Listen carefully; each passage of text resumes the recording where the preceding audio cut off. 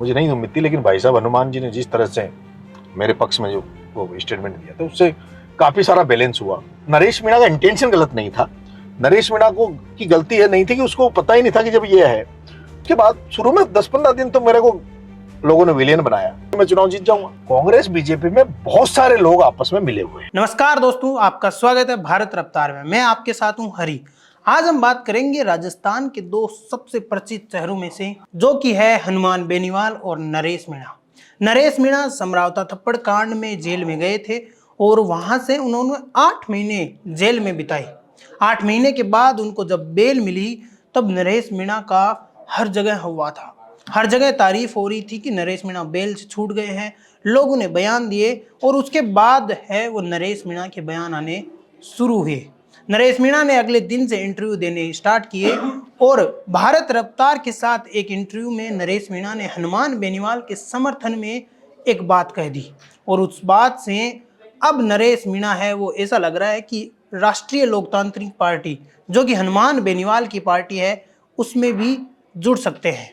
नरेश मीणा ने हनुमान बेनीवाल के लिए कहा कि मैं हनुमान बेनीवाल की एक बात का समर्थन करता हूं और वो बात थी कि कांग्रेस और बीजेपी के जो नेता है वो आपस में मिली भगत के साथ काम करते हैं। हनुमान बेनीवाल की इस बात का नरेश मीणा ने समर्थन किया और इससे अब सियासी गलियारों में ये बात फैल गई है कि नरेश मीणा कहीं ना कहीं हनुमान बेनीवाल की पार्टी है वो ज्वाइन कर सकते हैं। आइए सुनते हैं नरेश मीणा का वो बयान, क्या कहा नरेश मीणा ने। जाट समाज आपके खिलाफ हो गया था समरावता, जो अम्मी चौधरी के बाद में, लेकिन हनुमान बेनीवाल का एक बयान आता है, उसके बाद पूरी फिजाई बदल जाती है जी।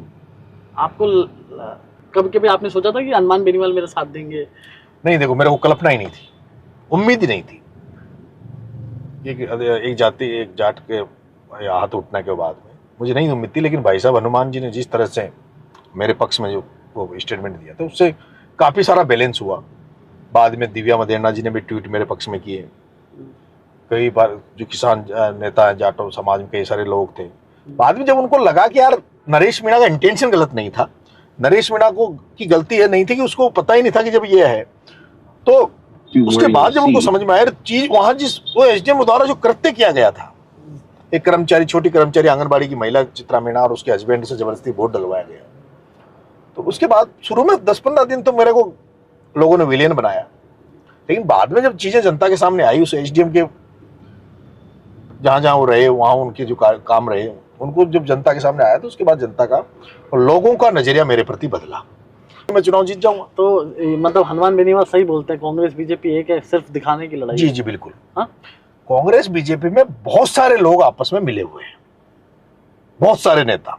हनुमान बेनीवाल साहब बोलते हैं कि पहले वसुंधरा जी के टाइम में गहलोत वसुंधरा एक थे, अभी मैं तो ये मानता हूं कि बहुत सारे नेता आपस में मिले हुए हैं और आपस में एक दूसरे के काम निकालते हैं। तो नरेश मीणा के से मिला वो कोई नहीं था? मेरे दुर्भाग्य था मेरे से तो ये है जो भाग्य ही है। आपके साथ युवा ही था, मिला हुआ कोई नहीं था आपसे।